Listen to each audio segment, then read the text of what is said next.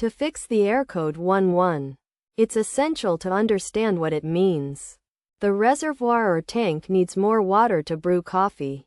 When the tank's water level falls below the maximum line, the brewing cycle is interrupted, preventing you from getting your coffee. Common causes of this issue include inadequate water in the tank, a stuck float switch, or a faulty float. To resolve the problem, start by filling the tank to the maximum line.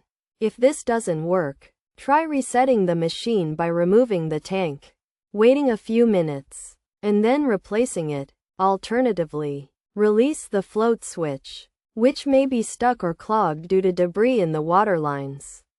You can use warm water to clean the tank and dislodge the switch, or attempt to release it using a paper clip.